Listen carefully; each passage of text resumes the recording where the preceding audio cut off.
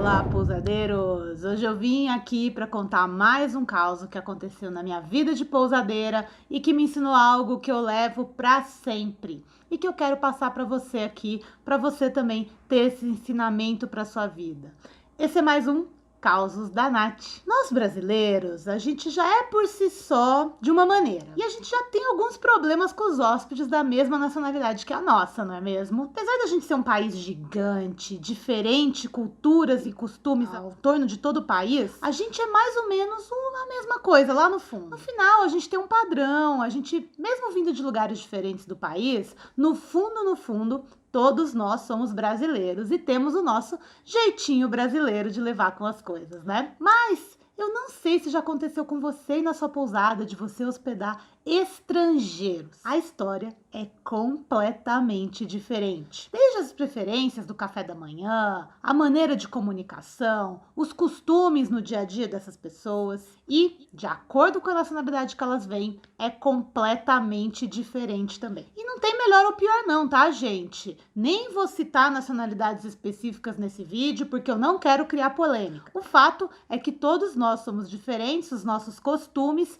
e isso muda completamente a relação do pousadeiro com o hóspede aí na sua pousada. E é sobre comunicação com hóspedes estrangeiros que esse conto vai falar hoje. E a história que eu vou te contar hoje aconteceu certa vez lá na minha pousada, em uma das muitas temporadas de kitesurf. Para quem não conhece o kitesurf é um esporte que se pratica com uma pipa e uma prancha no mar ou na lagoa. Precisa de muito vento para esse esporte ser praticado. E o Nordeste do Brasil tem isso de sobra durante vários meses do ano, o que atrai um enorme número de praticantes do esporte lá para essa região. Barra Grande, inclusive, nasceu desse esporte. Os primeiros desbravadores da área eram kitesurfistas em busca de um pico de vento constante e algas calmas para poder velejar. Então, todo ano, de agosto a novembro, a pousada tinha basicamente 80% da ocupação vinda de estrangeiros e kitesurfistas, é claro, pois naquela época a grande maioria dos brasileiros ainda não conhecia muito o kite, como acontece nos dias de hoje. E em uma das hospedagens que rolou na pousada de vários grupos de amigos de kitesurfistas estrangeiros, aconteceu um fato bem estranho que eu quero dividir com vocês aqui nesses causos de hoje. Um dia, durante a arrumação dos quartos, a Samila, que era minha funcionária de confiança da época da pousada, veio me dizer que um dos lençóis da cama havia sumido. Achei estranho, afinal, os hóspedes ainda estavam no quarto, eles só tinham ido para a praia para ir velejar, eles não tinham ido embora. Então, não tinha como eles terem levado. E ela procurou em todos os cantos do quarto e não achou o bendito do lençol. Onde será que tinha ido parar aquele lençol da pousada? Como a gente não sabia o que estava acontecendo, eu só pedi para ela: Samila, repõe o lençol, depois quando o hóspede chegar eu vou conversar e vou entender o que aconteceu. Quando eles chegaram, como de costume, eles estavam lá curtindo o fim do dia na piscina, tomando um drink. Cheguei com o maior cuidado do mundo, na curiosidade, perguntando se tinha tido algum problema com o lençol do quarto, porque a camareira não tinha encontrado o lençol durante a limpeza diária. E aí ele me respondeu, na maior naturalidade do mundo, que, não, o lençol estava com a gente mesmo, a gente pegou o lençol para fazer uma barraca de proteção do sol na praia. Afinal, faz muito sol na praia aqui, não é mesmo? Juro que na hora eu fiquei total sem reação. Eu fui realmente assim, eu fiquei parada assim, ó, olhando para ele assim, sem saber o que fazer. Como assim ele levou aquele lençol para a praia, novinho, cheiroso, para fazer uma cabana? Eu dei um respiro fundo e comentei com a maior calma do mundo. Afinal, nessa época eu já era uma pousadeira mais veiaca e sabia o que fazer. Olha, eu bem entendo a sua necessidade de ter uma sombra na praia, mas concorda comigo que a gente poderia ter pensado uma solução melhor do que o lençol para esse caso? Como um guarda-sol ou até uma tenda específica podia ajudar vocês a arrumar. Agora, provavelmente o lençol que vocês levaram está inutilizável e nunca mais eu vou poder usar ele numa cama. E, claro, você pode continuar usando ele para fazer a sua tenda na praia. Então, o que eu posso fazer é comprar um novo para repor esse lençol, que não vai mais poder ser usado, e incluir lá nos custos da sua conta. Tudo bem? Aí ele me perguntou qual que seria o preço, e eu disse que era por volta de uns R$ 100. Ele disse, ok, afinal, esse preço em euro, né, gente? Com euros do valor que tá hoje, eu tava naquela época que já era alto também, devia dar mais ou menos uns 20 euros. Resultado.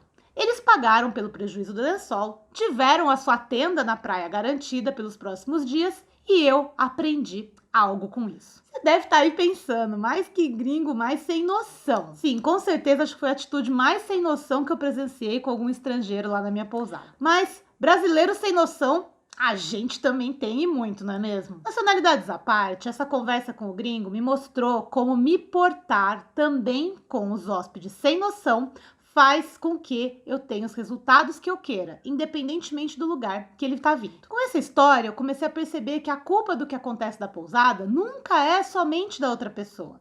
É sua também. E você tem que começar a se fazer algumas perguntas. Como que as suas regras estão comunicadas na sua pousada? Como que você se porta em relação a essas regras aí da sua pousada? Muitas vezes nós pousadeiros não temos a postura que a gente precisa ter para fazer que essas regras valham de verdade. E naquele dia, com um grupo de homens de quase 2 metros de altura, de uma frieza totalmente normal para a nacionalidade deles, eu soube me portar à altura, mesmo tendo menos de 1,70 m aqui. Eu me portei realmente como proprietária da pousada, onde eu sabia fazer valer as minhas regras. Afinal, quem decide o que é certo e errado na minha pousada sou eu. E se aquele hóspede me trouxe um prejuízo, ele vai me pagar por isso. E tudo isso começa com a postura como você passa essa informação lá na sua comunicação. Muitas vezes a gente pousadeiro acaba se diminuindo na frente do hóspede. A gente tem medo da reação que ele vai ter, a gente quer ser bonzinho, a gente quer agradar e quer ter uma boa avaliação no final. Só que isso é percebido por ele. Nosso corpo fala por si só. E muitas vezes essa possibilidade é uma ocasião para ele montar em cima de você. Afinal, tem aquela máxima de que o cliente tem sempre a razão, não é mesmo? Só que não.